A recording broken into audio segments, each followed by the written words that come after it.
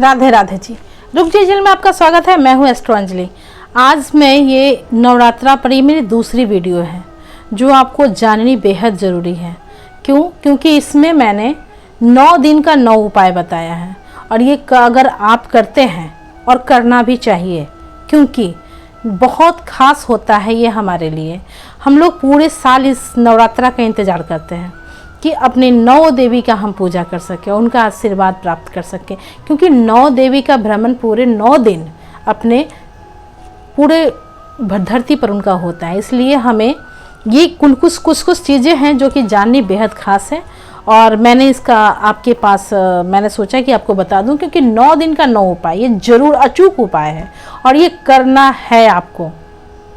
अब ये कहेंगे कैसे, मेरी ये विनती है ताकि आपको ज़्यादा से ज़्यादा ये आपको इसका लाभ ले सके। आपके जितने सवालों होते हैं ना, जितने भी सवाल होते हैं ना, मेरा कैरियर, मेरा लाइफ, मेरा फ्रस्ट्रेशन, मेरा कोर्ट कचहरी का मामला, हर चीज़ों का ये 9 दिन का उपाय का किसी एक चीज़ को अगर आप संकल्पित करके अगर आप ये 9 दिन का उपाय अगर आप करते हैं तो उसका संपूर्ण लाभ मिलेगा आपको। ये आपको नवरात्रा में ये सारे संकट दूर हो जाएंगे। तो ये 9 दिन का उपाय है, जिसका सबसे पहला उपाय क्या करना है? सबसे पहला उपाय करना यह है कि हमें लाल रंग का त्रिकोण पताका लेना है, जो मार्केट में अच्छे से अवेलेबल है। आप उसको लेकर के सबसे पहले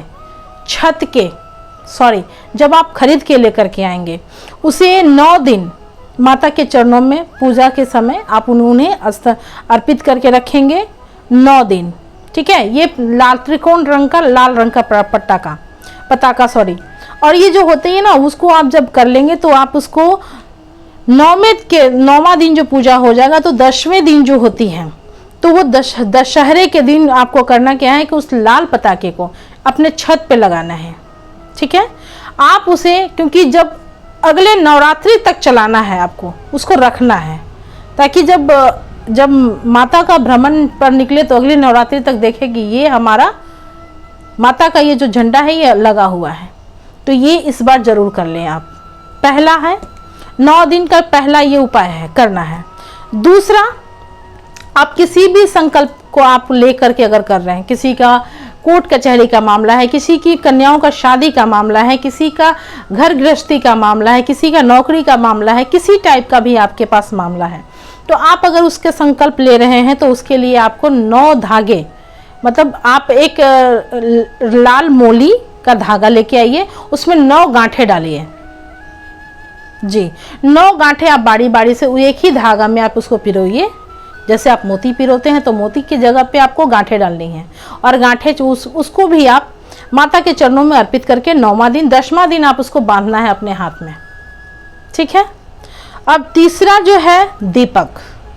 तीसरा दीपक जलाना है। अगर आप अखंड दीपक नहीं जला सकते हैं तो आपको सुबह शाम की ज्योत जरूर दिखानी है। उसमें करना क्या है कि उसमें 2 लौंग, आवश्यक 2 लौंग आपको 2 लौंग जो है ना दीपक में डाल करके सुबह शाम जलाना है। आपने जो ज्योत जलानी है उस ज्योत में 2 लौंग अवश्य होना चाहिए। ठीक है? ये हो गया आपका तीसरा उपाय। चौथा उपाय है, आप कुछ भी चांदी का बर्तन, आप अपने सामर्थ्य अनुसार चांदी का सिक्का, चांदी की कटोरी, चांदी का गिलास या चांदी की चम्मच, कुछ भी आप लाइए, उससे आप 9 दिन अपने पूजा में शामिल कीजिए। क्योंकि ये धारणा होती है कि हम सिर्फ धनतेरस के समय ही लोग खरीदते हैं। तो आपने पहली मेरी वीडियो में देखी होगी कि चांदी की सामान मैंने खरीदने को बोला है आपको दुर्गा नवरात्रा में। ठीक है? ये भी आपको करना है। चांदी का मतलब वो जो लाएंगे, जो भी चीज़ अपने सामर्थ्य अनुसार आप लाएंगे, तो उसको आपको करना क्या है कि आप अपने पूजा में यूज़ करना है। ठीक है? 5वां क्या है कि आपको श्रृंगार का सामान, तो ये तो खैर आप श्रृंगार का सामान तो हर कोई चढ़ाता है, 7वीं या 8वीं को लोग चढ़ाते हैं, माँ को भेंट करते हैं। लेकिन आपको 9 साल की जो छोटी कन्या है तो उसे श्रृंगार का सामान आपको गिफ्ट करना है। जैसे बेबी क्लिप हुआ, बेबी पिन हुआ, बेबी क्लचर हुआ, बेबी बैंड हुआ, है ना, उसके यूज़ का सामान, जो बच्चा उसके हाथ की चूड़ी हुई, कंगन हुई, बाली हुई, छोटा छोटा उसका पायल हुआ पैर का, ये सब चीज़ें आप उसको गिफ्ट करें। और ये निस्वार्थ भाव से करें, क्योंकि जो कन्या को दे रहे हैं ना, वो कन्या बिल्कुल निस्वार्थ भाव से आपका भेंट वो खुद में आपका वो अपने भेंट को आप लेगी वो, और एक बार भी नहीं वो आपको हिचकिचाएगी कि मैं ये चीज़ ना ली, क्योंकि बच्चे हैं, बच्चे का मन बहुत साफ होता है, इसलिए आप जब दें तो उसे उसमें उस समय कोई आपका कोई ये नहीं होना चाहिए, ठीक है। और पांचवा जो है कि पांचवा जो आपको है, पांचवा जो 9 दिन का जो है कि आप तो आप पांचवा जो है आपका 9 दिन का 9 भोग तो आप लगाएंगे ही, ये चीज़ तो आप करेंगे ही, क्योंकि पांचवा जो है 9 दिन का 9 भोग आपको लगाना है। और 9 तरह का 9 मेवे लगा सकते हैं, 9 फल लगा सकते हैं, कुछ भी आपको 9 दिन लगाना है। छठा आपको करना क्या है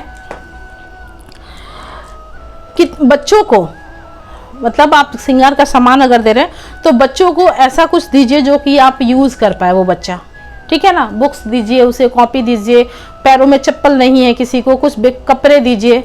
ये काम आप, ये भी आपके 9 दिन में 9 उपाय में शामिल है, ठीक है। अब 7वां जो है, 7वां आपको करना क्या है कि आपको 7वां में पहले ही दिन आपको कलश भरा पानी, मतलब पानी, कलश जो है ना पानी में भरा हुआ होना चाहिए, अपने पूजा रूम में स्थापित कीजिए। और अगर नहीं, अगर सबसे ज़्यादा बेहतर अगर होगा, अगर आप एक घड़े में गेहूं डाल करके, पूरा घड़ा भर के, गेहूं भर के अगर आप उसको रखते हैं तो धन संपत्ति आपकी मतलब आपके घर में हमेशा सालों भर भरी रहेगी। तो अगर किसी को गेहूं नहीं हो पाता है तो वो कलश में पानी भर के जरूर रखिए। और 8वां जो है आपका 9 दिन का 9 उपाय मैंने बता दिया।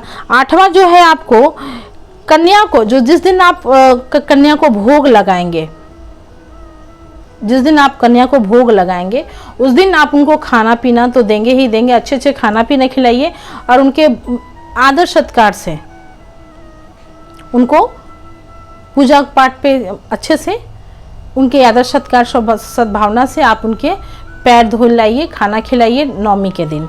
और सबसे ज़रूरी चीज़ है कि आप माँ को, जो 9वीं दिन है, आप माँ को उनका चोला, चुंदरी ज़रूर अर्पित कीजिए। ये 9 दिन का 9 उपाय मैंने बताया है, तो ये उपाय आप ज़रूर करेंगे, क्योंकि ये उपाय अगर आप कर लिए तो आप जिस भी चीज़ की संकल्प लेकर के बैठेंगे वो आपका पूर्ण होगा। ये 100% ये बहुत बड़ी मान्यता है। तो आप ये वीडियो देखे हैं तो आप अपने रिश्तेदारों में, अपने परिवार में, अपने फ्रेंड सर्किल में सभी को शेयर ज़रूर कीजिएगा, ताकि वो लोग भी इस चीज़ को जान पाएँ। और तीसरी चीज़ है कि आप इसे अगर नहीं है तो आप सेव ज़रूर कर लेंगे, कम से कम इस चीज़ को अच्छे से आप पढ़ें, समझें। और इतना अच्छा मैंने आज बताया है, आप 9 दिन का 9 उपाय है, आप इसे ज़रूर करें। तब तक लिए मैं फिर नेक्स्ट वीडियो में मिलती हूँ। राधे राधे।